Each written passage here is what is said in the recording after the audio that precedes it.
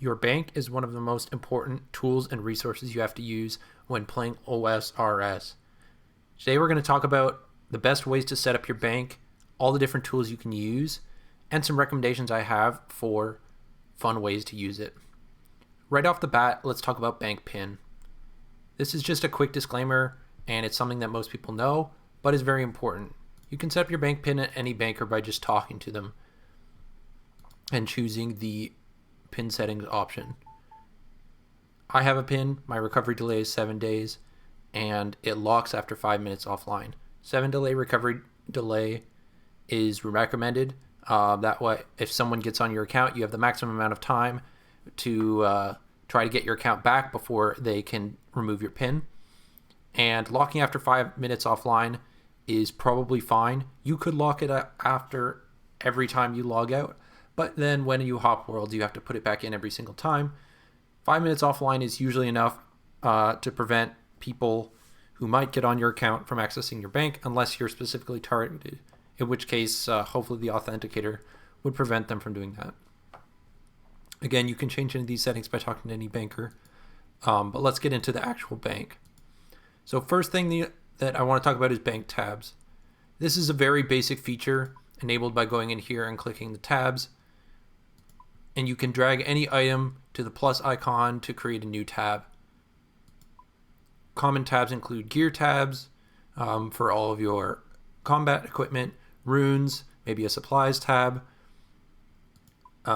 resources, clue stuff, a loot tab. One reason to keep all these, the gear tab lets you get ready for any combat quickly. Say I just want to do melee, I just click right down this line. I have, I keep everything in the same place at all the time, so I always know, where I want to go. If I want a particular item, I'm like, okay, it's time to get for raids. I got my hammer, a defender, lance, scythe, range weapons, mage weapons. You just want to keep everything together and always in the same place, so it's easy to get ready for any combat that you're trying to do. The supplies tab is the same thing. You have everything that you need in the same place. I like to keep multiple doses of the same potion so that whenever I, have one that I've drank, I can just put it right back in the bank, and then later I can decant them if I need to refill. But no matter what I'm getting ready for, everything I need is here. I have my hard food, bracelets, phoenix necklaces even sometimes, anti-poison supplies, and things like that. Clues. If you're doing clues a lot with implings, you want to keep your impling loot in the bank so that you can just quickly spam open the implings and then deposit everything. This is really useful, and it doesn't actually take up too much space. As you can see, this is 3 different implings here: the gourmets for easies, eclectics for mediums, and natures for hard.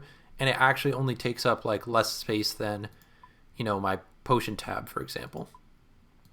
Oh, someone just maxed. Oh, no, they almost maxed. The loot tab is another example of something that's very useful, and it's nice to be able to have that these days with the expanded space. But if you're going to the GE after every Slayer task to sell your alcohols, to sell the loot that you got from a boss, then that's kind of a waste of time, and ultimately you're usually better off just banking your loot and going back to whatever you were doing, or going to get your next Slayer task, or going for another trip at the boss, or whatever. So a loot tab is a really good idea to be able to save up your loot, and then you sell it when you're ready to actually buy something. Let's talk about some hideable buttons. So there's a lot of different buttons in this bank, and they can be removed.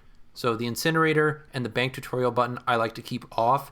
I only recently realized you could do this, but these buttons that I'm not ever going to use unless I wanted to use them very rarely, in which case I would turn on the incinerator. The bank tutorial button, well, you could just watch this video instead of watching the bank tutorial, but it's mostly for new players anyway. Inventory items, options. This is something like being able to drink or eat in the bank or equip stuff. And that's, if you take this off, it says where. This can be very useful. We'll get into later a little bit. But it's definitely a good option from time to time. So I keep those on, but you can keep them off if you don't want to. And then you have your deposit inventory and deposit worn items. Deposit worn items can be disabled occasionally, especially when you're doing a skilling method that requires a lot of banking. So banking, for example, if you're doing blast furnace, if you're doing lava rune crafting or Zenimai rune crafting, you're going to be banking a lot, and it's good to remove this button so that you don't accidentally deposit all of your worn items and then have to get them all back out again. And then again, you can just turn it back on when you're done. And then placeholders is the next key. I always have the placeholders button on, and keeping placeholders is key for good bank organization. Otherwise, like when I gear up for my melee task, it's just going to completely lose its place and you have to put it back later. So you always want to keep bank placeholders on so that you can get a clean, organized bank that always stays where you want it. Let's talk about bank fillers. So bank fillers exist in this menu, and you can always just click fill and it'll fill the entire bank. In this case, I already have it filled because I've been doing some clues. Why this is useful is because you can fill your bank to keep items in your inventory permanently after removing their placeholders. So let's say I wanted to keep my rune pouch in. I remove the rune pouch placeholder by clicking release and then fill it. And then whenever I'm skilling, I can just keep the rune pouch in my inventory at all times. And I can use the deposit inventory button to deposit whatever I have.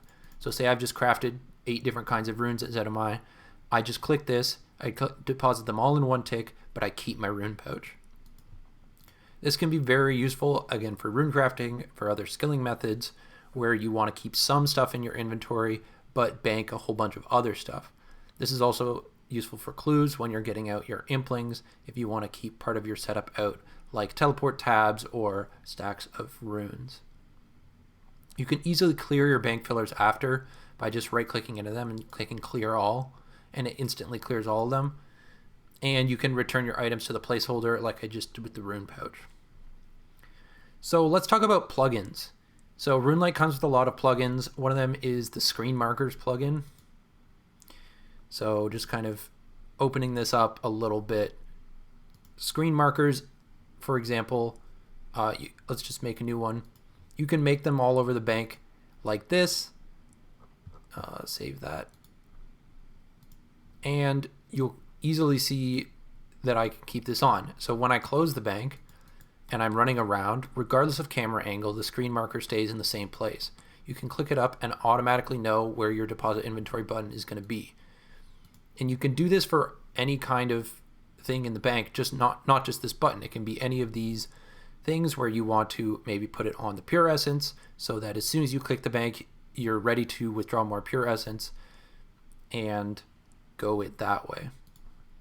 Another plugin that you can use is Menu Entry Swapper. So many people aren't familiar with Menu Entry Swapper, but one of the ways that it's useful is you can set up shift-click configure in the bank to use the bank options that we talked about previously with the inventory item options. So something like this giant pouch. Normally it's just a deposit one left click, but if I hold shift, I've set it up so that it's into fill. And this is a very basic option in Menu Entry Swapper called bank options, I think. And so you can fill while you're already in the bank. This is very useful, and it also lets you do things like pre-pot for a boss by just taking out a food and a potion, shift clicking them, and then you've already pre-potted. Definitely something that I would recommend. Next plugin we'll talk about is bank tags and bank tag tabs. So you can, with any item, you can have tags. So here's an example for my graceful top. I have it tagged for my sepulcher, my meds, and my easy tags. And then whenever you're searching, you can just search easy, and all of the items that you've tagged for your easy clue tag will come up in the search bar. And then you can also make these into tag tabs. So this is an option. You have tag tabs, and for example, here's my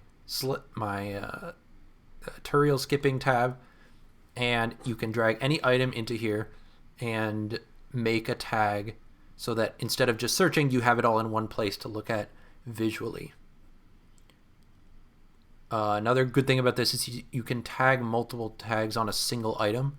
So as I said, I have my graceful top in the easy tab, but I also have it in the medium tab and the sepulcher tab. So here's sepulcher, here's easy clues, and it's in both places.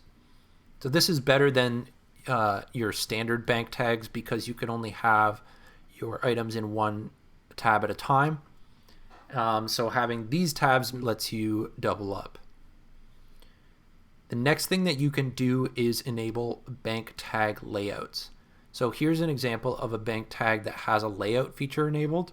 So instead of something like sepulcher where it's just the listed items that are in their tabs in order, you can enable the layout. And that lets you reorganize your tabs with blank spaces in any organization that you want. And this lets you do a lot of cool things. You can have a visual reminder of your inventory and equipped items. So for example, these 4 columns here are to remind me of what my inventory looks like when I'm doing clues. This part from here to here, down to the rune pouch, that's my inventory when I do clues, med clues. And this is my equipped items. And then I have options for recharging those items right nearby. And I have the runes to fill the rune pouch right next to the rune pouch. So this is a really good way to be able to visually remind yourself of what you're doing. You can also import these layouts and equipment into your tags like this by right-clicking the inventory and equipment items. And you can also import other people's tag tabs with the layouts or without by just copying it to doing this, where you can do like an export, and then it copies to your clipboard, you send it to your friend, and then they do import. It doesn't always work the first time, but it's definitely very useful. But always, of course, you can also just take a picture and then set it up yourself. It does take a bit of time to set up, but it's very useful and easy to use. Another thing that these tabs are really good about is that you can have multiple versions of the same item. So for example, in my next tab, this is the gear that I do next with, and this is the gear that I get KC with. But you'll notice that some of the items, such as the Vambraces, the Anguish, the helmet, the ring, and boots, like they're in both spots at the same time. It's not that I have 2 of the item, it's the same item, I just have placed it in 2 different spots. So this is something that the normal tabs, again, can't do, and definitely very useful. And the other thing that these can do really well is it can handle multiple versions of the same item. Like, for example, jewelry.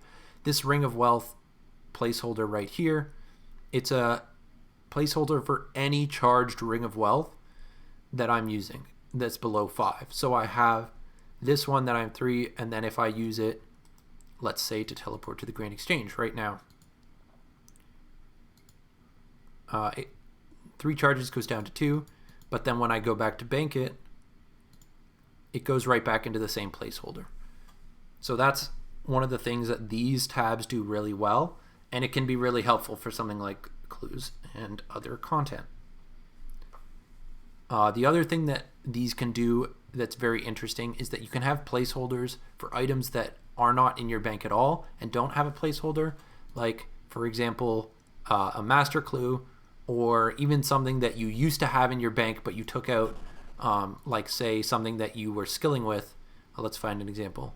Here's the achievement diary Cape T. Mine is not trimmed right now, but if you just remove it from the bank and you remove the placeholder, there will be a placeholder that's in the tab and can be used indefinitely. So this can be very useful also when you're doing rune crafting and you remove your placeholders, as we talked about previously. It'll still stay in these tabs like it was never gone, which is very useful. Next, let's talk about bank space expansions. So you can get a bank space expansion by talking to any banker and saying, I'd like to buy more bank slots. I've bought some already, so these are the remaining costs. But First off, you will get 40 free spaces for using the bank pin and authenticator. As we talked about before, bank pin is highly recommended, and authenticator is also recommended for account security in general, but it also gives you 40 extra bank slots together. So it starts from 800, you go to 840 with those. And then the next 4 chunks of 40 each are 1, 3, 5, and 10 mil. So a total of 18 mil for going from 800 slots to 1,000 slots, including the 20 for the pin and the 20 for the authenticator. I think this is extremely worth it, especially if you're at your end game or late game kind of accounts. And I would say that having played a long time with just the 800 or 816 as it was at the time, it's been a world of improvement to get up to 1,000, and I think that you should definitely consider doing that if you have the funds. After that, however, the next few slots are 20, 50, 100, 200, and then 500 mil for the last 5 chunks. That's a total of 870 mil cash for 200 more slots, from 1,000 to 1,200 total slots. I don't think this is currently worth it for me. If you're extremely rich and you just want to be unlimited bank space, it's definitely something you can consider. But I would, go incrementally, buy 20 or it's 40 per, but buy 40 more slots, see how it feels. If you really feel like you need more, buy 40 more and keep going. But in the end, if you have 1,200 slots unlocked, that is kind of way too much in terms of how many items we currently have in the game, in my opinion. So yeah, a total of 870 mil for the last 20 slots, and a total of 888 mil total for all the expansions. If you're still looking for some more storage, there's a bunch of free storage options around the game. The player-owned house is the first one to talk about. You can hold your trophies, like league trophies or like clue scroll items. You can hold outfits like skilling outfits, fashionscape outfits, even your league relic hunter outfits, holiday items. You can hold all clue loot, like there's the treasure chest which holds loot from all clue scrolls, and you can even hold armor that you're not using. In the armor case, you can hold diary gear, I think you can hold graceful sets. So anything that you're not currently using or don't need in your bank every day, definitely worth putting in the player-owned house to store, and you can just get it out later, and that saves you some bank space. Another thing that you can do with your house is set up teleports that you don't always need. So something like an Ardon or Varrock teleport, like those are nice to have in my bank so that I could always use them. But something like the Ancient Spellbook teleports or the Arceus Spellbook teleports, I can just have in my house because I don't use them all the time. If I ever need to use them, I could easily just grab out a house tab or a construction skill cape or whatever and just go to the house and then use the teleport there. And the same is true with the jewelry boxes, albeit I have a lot of jewelry because I use them for clues. But if you don't do clues or you don't want to have that in your bank, you can easily just use a jewelry box. Another thing that you can use is the seed vault in the farming guild. So the seed vault holds all kinds of seeds up to, I think, an unlimited amount, and also saplings. So basically all of your farming supplies you can hold at the farming guild, and as long as you start your farming run there in order to pick up your supplies that you need for that run, you can reduce a ton of the stuff that you need to hold in your bank. And in terms of other farming supplies, you can store them in the tool leprechaun. So that's your spade, seed dibber, rake, even watering can, compost bucket. Basically every secateurs, everything that you would need for farming can be stored in the seed vault or the tool leprechaun, and I would definitely recommend using those if you're into farming.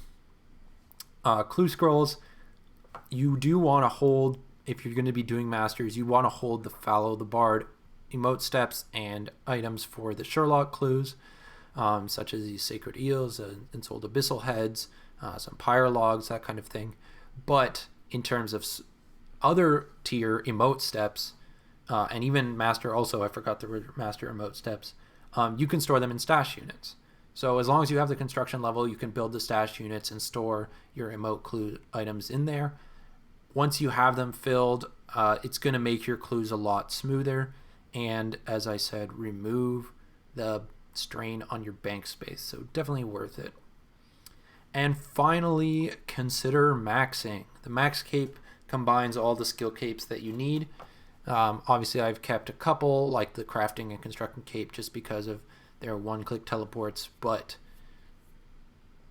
the max cape does reduce a lot of the need to have other skill capes in your bank, so it'll save you approximately 20 spaces, which when you think about it is actually quite a lot. And the other benefit of maxing is you can sell any resources that you don't need anymore.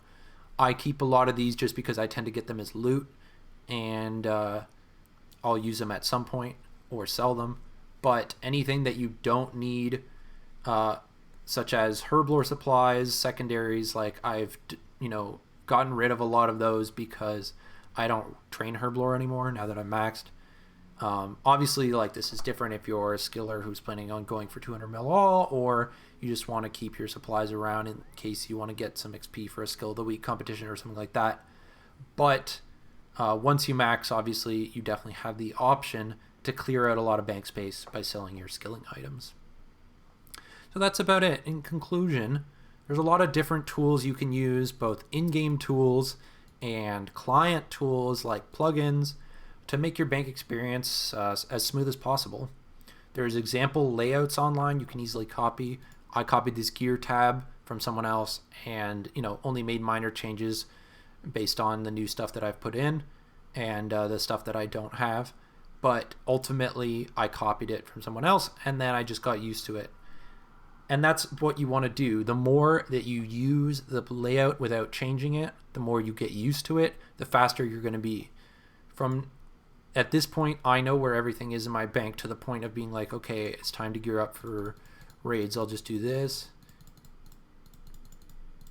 Get all my weapons out. Or not that. And then I'll go here and get my rune pouch, and I'll go here and get my potions. And it's a lot faster than it was once I had to be like, okay, where's my melee gear? Where's my range gear? Where's my, So the more you use it without changing it, the more you'll get used to it. And then, basically just make it your own. Have fun. There's other, little things you can use, like the bank value plugin, which will show you how much it costs. You can use that if you want, just to maybe check on your loot tab, or you can turn it off because the fluctuating market prices will always change your bank value from day to day, and you'll never know exactly what's going on. But basically, just have fun with your bank, make it your own, get used to it, and get scaping, people. If you like this video, feel free to leave a comment, leave a like, and subscribe. And get out there, gamers. And until next time, peace.